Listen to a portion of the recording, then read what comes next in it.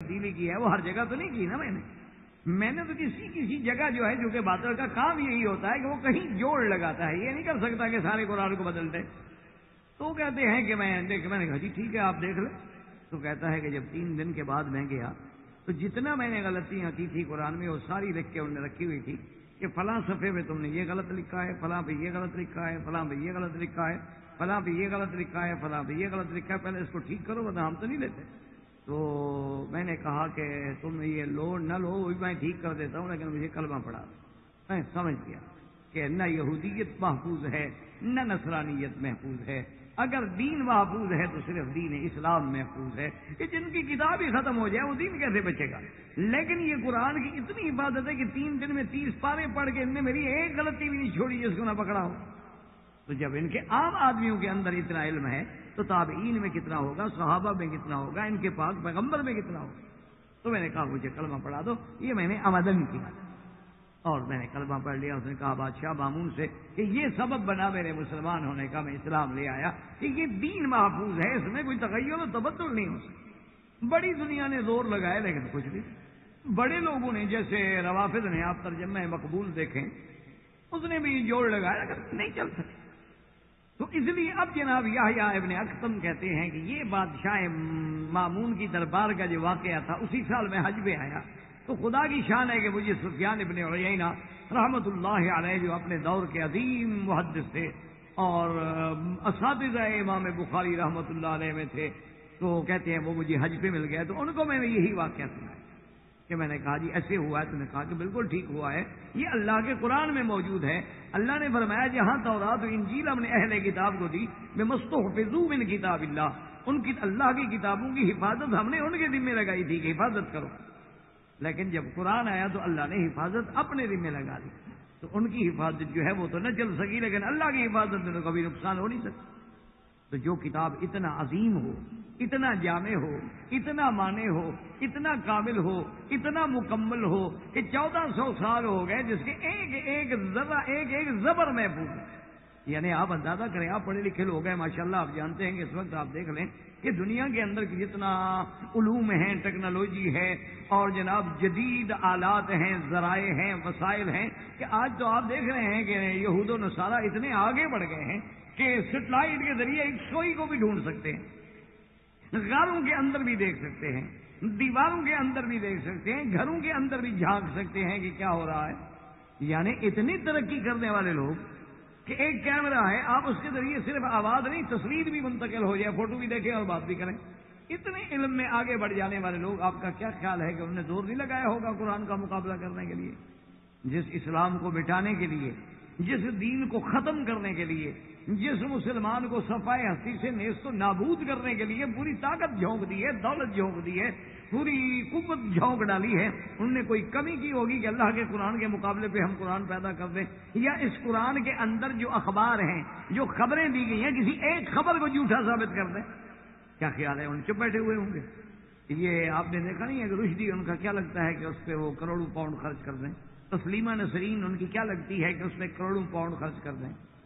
ہر مسلمانوں میں جو بھی بندہ بے دین ہوتا ہے، جو منکر حدیث ہوتا ہے، جو قادیانی بنتا ہے، جو اس قرآن کا منکر بنتا ہے، جو معجزات کا منکر بنتا ہے، فوراً ان کو لیتے ہیں کہ شاید یہ کام کر لے، ہم تو نہ کر سکے، شاید یہ گھر کا بیدی ہے، شاید یہ کوئی آیت بنا لے، شاید ہی کسی بات کو غلط ثابت کر سکے، لیکن آج تک مقابلہ نہ کر سکے۔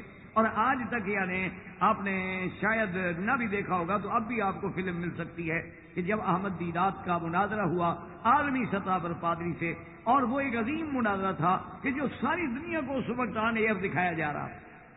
آپ مناظرے کو چھوڑیں، مناظرہ تو بڑی بات ہوتی ہے نا۔ احمد دیدات نے صرف اس پادری سے جو مقابلے پہ آیا تھا اس نے کہا کہ دیکھیں آپ کے پاس یہ کون سی کتاب ہے؟ اس نے کہا انجیل ہے۔ اس نے کہا دیکھو میں آپ کو بتاتا ہوں کہ فلاں صفحہ فلاں سطر سے مہربانی کر کے صرف ایک صفحہ جو ہے اپنی کتاب انجیل کا پڑھ کے عوام کو سنا دو۔ اس نے کہا جی یہ تو مناظرے میں لکھا ہوا نہیں ہے کہ میں آپ کو اپنی کتاب سناؤں گا۔ اس نے کہا اس میں کیا بات بھائی، اب انجیل ہے، حضرت عیسیٰ علیہ السلام کی کتاب ہے، اللہ کی اتاری ہوئی کتاب ہے، میں آپ سے کوئی زیادتی تو نہیں کر رہا، میں آپ سے کوئی غلط مطالبہ تو نہیں کر رہا، میں تو کہہ رہا ہوں تمہاری اپنی کتاب ہے، اس کا صفحہ فلاں سطر فلاں سے شروع ہو جاؤ اور آدھا صفحہ جو ہے پڑھ کے سنا دو، اور میرے پاس جو اللہ کا قرآن ہے مجھے جہاں سے حکم کرو میں سناؤں۔ تو اب جناب جتنا زور لگایا احمد دیدار صاحب نے، آج بھی وہ باقاعدہ فلم موجود ہے، محفوظ ہے، آپ دیکھ لیں. حتیٰ کہ احمد دیدار سے کہنا پڑا، اس نے کہا کہ دیکھو حضرات آپ دیکھ رہے ہیں، اور پادری صاحب کا یہ آپ دیکھ رہے ہیں کہ اللہ کی رحمت سے ان کی تھوک خشک ہو گئی ہے اور پانی کے گلاس پتہ نہیں یہ کتنے پی گیا ہے. میں اس کو کہتا ہوں انجیل پڑھو، اس کو آخر بخار کیوں ہو رہا ہے؟ اور میں یقین دلاتا ہوں آپ لوگوں کو، یہ زہر کا پیالہ پی لے گا لیکن اپنی کتاب انجیل نہیں پڑھے. کیوں؟ اگر وہ سچی کتاب ہے، اللہ کی کتاب ہے، محفوظ کتاب ہے، پڑھو بھائی. انہوں نے کہا دیکھو میرے پاس 30 پارے قرآن ہے، مجھے حکم کرو کہاں سے پڑھوں. اس کو کیوں شرم آ رہا ہے کتاب پڑھنے کا؟ کہ اس میں اتنی غلاظت ہے، اس میں اتنی حفوات ہیں، اس میں اتنی ناقابل تصدیق واقعات ہیں کہ وہ پڑھے تو خود اپنی قوم کے سامنے شرمندہ ہو جائے. کیونکہ لوگوں کی لکھی ہوئی، اللہ کی لکھی ہوئی تو ہے نہیں. وہ تو حضرت بعد میں جمع کی گئی، لوگوں نے، شاگردوں نے جمع کی، اسی لیے تو 4 انجیل بن گئے دنیا میں. اور ہر پارٹی کہتی ہے، کوئی کہتا ہے انجیل یوحنا ٹھیک ہے، کوئی کہتا ہے لوکا ٹھیک ہے، کوئی کہتا ہے انجیل مقوقس ٹھیک ہے، وہ کہتا ہے وہ غلط ہے، وہ کہتا ہے وہ غلط ہے. ہم کہتے ہیں وہ سارے سچ کہتے ہیں. چاروں جماعتیں کہتی ہیں نا تمہارا انجیل غلط ہے، وہ کہتے ہیں نہیں تمہارا غلط ہے. ہم کہتے ہیں دونوں سچ کہتے ہیں، باقی غلط. ہم تو جھوٹا نہیں مانتے. تو اس لیے میں ساری یہ بات، ساری توحید اس لیے باندھ رہا ہوں کہ خدا کے لیے میرے نوجوان بچوں کو، بھائیوں کو بات سمجھ آئے کہ اتنی بڑی عظیم کتاب میں اگر اللہ کسی عورت کا ذکر کرے تو عورت کا کتنا بڑا مقام ہوگا. ایسی عظیم کتاب میں عورت اگر ایک معمولی سی چیز ہے ذکر کرنے کی ضرورت ہی نہیں. معمولی چیزوں کا کون ذکر کرتا ہے؟ یعنی اللہ تبارک و تعالیٰ اپنی اس عظیم کتاب میں صرف عورت کا ذکر نہ کرے بلکہ پورے قرآن کی سورت کا نام بھی سورت مریم رکھ دیا جائے. تو اسی سے آپ اندازہ کریں کہ اسلام نے عورت کو کتنی بڑی عزت و عظمت بخشی ہے، کتنا بڑا مقام بخشا ہے کہ اپنی اس عظیم کتاب میں جس کی حفاظت کا ذمہ دار خود خدا ہے، جس کے ایک ایک لفظ اور معنی کی حفاظت کا ذمہ دار خدا ہے، اس میں اللہ نے پوری ایک سورت کا نام ہی سورت مریم رکھ دیا. اور پھر سورت مریم میں نہیں، سورت انبیاء میں، سورت مریم میں، سورت آل عمران میں ہر جگہ ذکر کیا اور عجیب عجیب اسلوب سے ذکر کیا. کہیں فرمایا وذکر فی الکتاب مریم، اور کہیں فرمایا کہ بی بی نے جب منت مانی تھی انی سمیتھا مریم، اور کہیں قرآن کہتا ہے ومریم ابنت عمران التی احسنت فرجہا فنفخنا فیہ من روحنا وصدقت بکلمات ربہا وکتبہ وکانت من القانتین. اگر اسلام کی نظروں میں عورت کا کوئی مقام نہیں ہے، اسلام کی نظروں میں عورت ایک نعوذ باللہ ایک ذلیل اور ایک گری ہوئی چیز ہے، اس کے کوئی حقوق نہیں، اس کی کوئی عظمت نہیں، کوئی عزت نہیں، وہ بالکل نعوذ باللہ پاگل ہے، عقل سے فارغ ہے، تو اللہ نے قرآن میں ذکر کیوں کیا؟ بلا وجہ اسلام پہ الزام نہ لگایا جائے، بلکہ اسلام کے ایک ایک کتاب میں، قرآن میں، حدیث میں، فرمان رسول عربی میں، فرمان خلفائے راشدین میں، پھر ان کے صرف اقوال میں نہیں، ان کے عمل میں ملاحظہ کریں کہ عورت کتنا بلند مرتبہ رکھتی ہے اسلام. لیکن خدا کرے وہ عورت ہو. اب اگر میرا بھائی عورت نہ رہے تو پھر ہمارا کیا قصور ہے؟ اگر عورت کو عزت تب ملے گی نا جب وہ عورت ہو. اگر ایک عورت اپنے آپ کو عورت ہی نہ سمجھے تو اس کو تو سمجھانے کے لیے نہ کسی عالم کی دلیل کام آ سکتی ہے اور نہ کسی کتاب کے اقوال کام آ سکتے. تو اللہ تبارک و تعالیٰ نے، میں نے عرض کیا تھا کہ بی بی مریم کی کفالت کا واقعہ ذکر کیا. پھر سیدنا زکریا علیہ السلام کے گھر میں آ کے حضرت زکریا کی کفالت کرنا اور ان کے کرامات کے طور پہ اللہ تبارک و تعالیٰ نے اس کے کمرے میں پھلوں کا بھجوانا. یہ تمام واقعات کے بعد اب بی بی مریم جب جوانی پہ پہنچی تو اللہ نے اس واقعے کو ان سورت مریم میں ذکر کیا ہے کہ میرے محبوب یاد کریں وذکر فی الکتاب مریم، کہ اللہ کے قرآن میں جو بی بی مریم کا قصہ ہے اس کو یاد کریں. یہی تو وجہ تھی کہ جب سرکار دو عالم صلی اللہ علیہ وسلم کے صحابہ ہجرت کر کے حبشہ پہنچے، کیونکہ ان کو خبر ملی تھی کہ کان ملکا عادلا، کہ نجاشی جو ہے ایک عادل بادشاہ ہے اور اس کے ملک میں کسی کو تکلیف نہیں ہوتی، تو صحابہ مجبور ہو کے ہجرت کر کے حبشہ چلے گئے.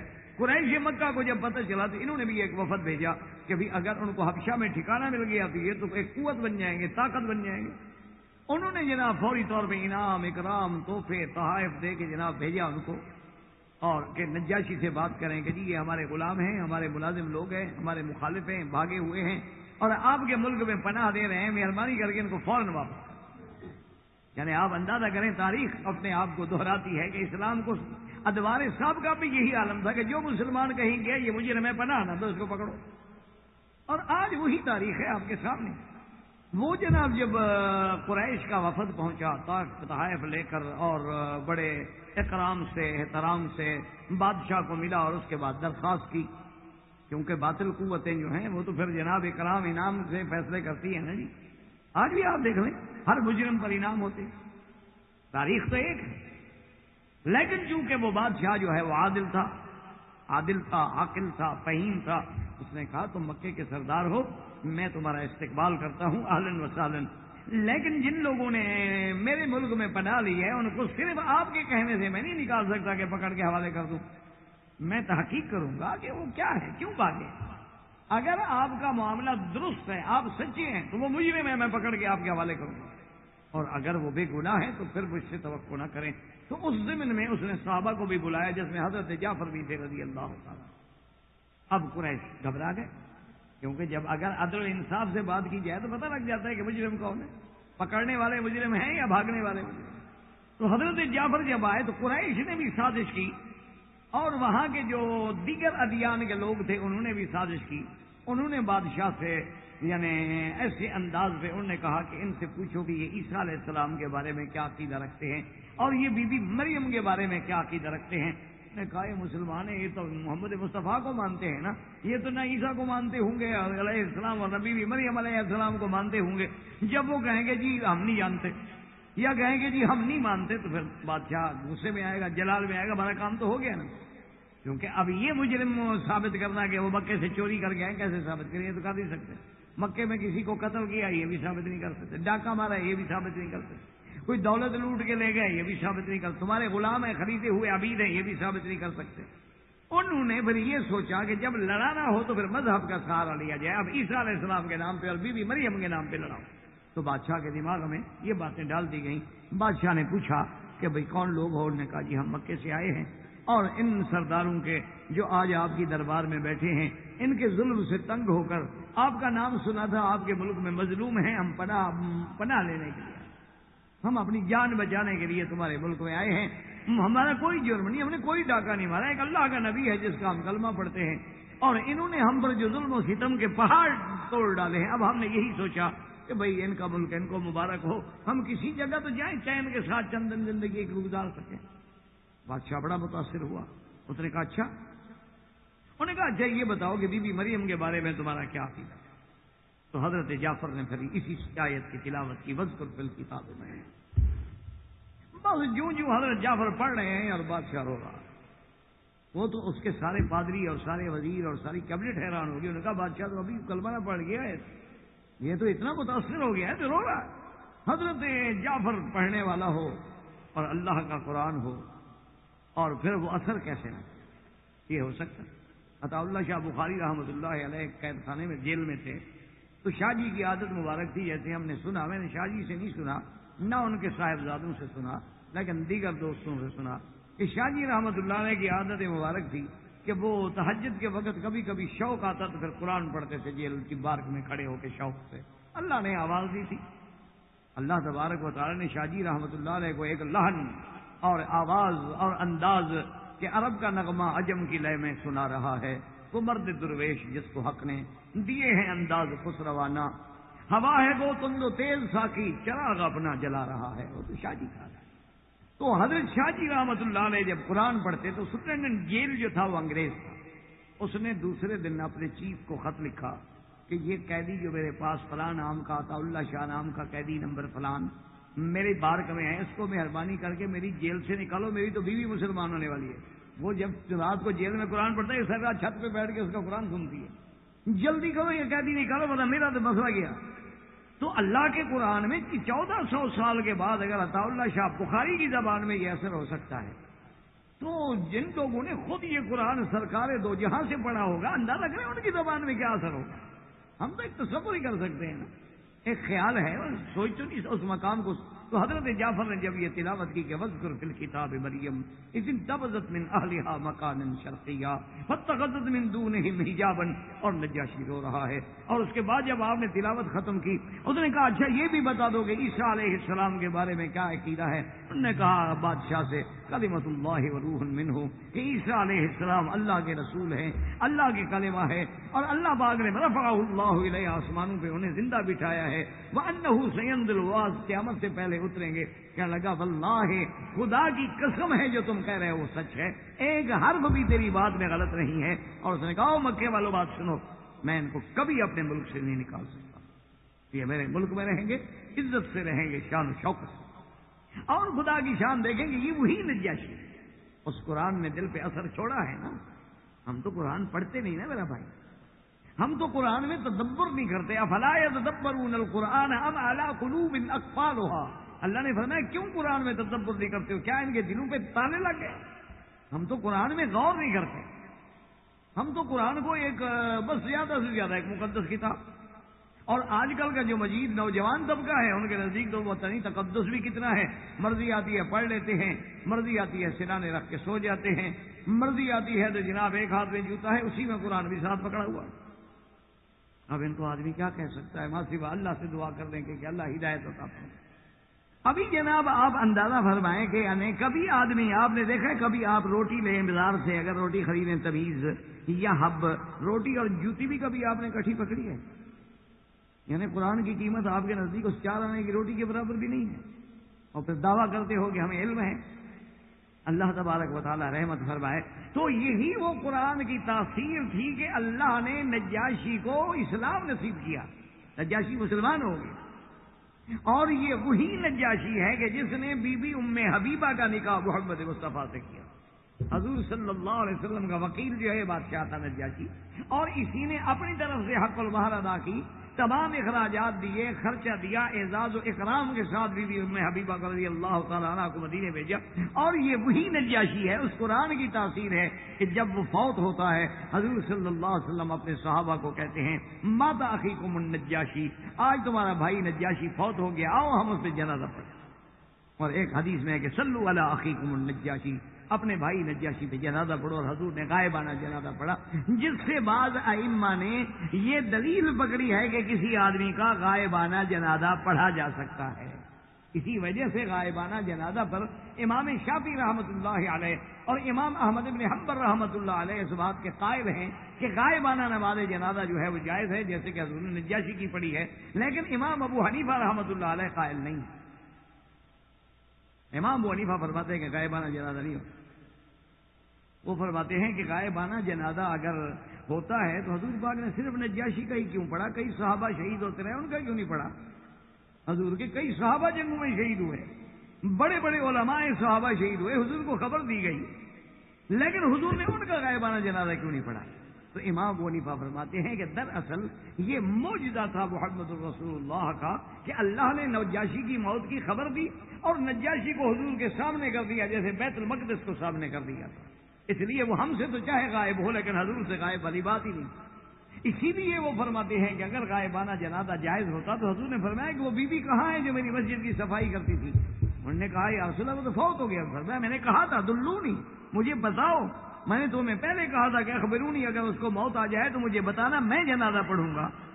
انہوں نے کہا یا رسول اللہ رات کا وقت تھا اور جنازے کے میں لیٹ کرنا، دفن میں لیٹ کرنا بھی آپ کے فرمان کے خلاف ہے، اور بیچاری ایک بوڑھی عورت تھی، خادمہ تھی مسجد کی. ہم نے کہا حضور کو جگائیں اور رات کو اٹھائیں جی، آپ جنازے کے لیے تشریف لے آئیں.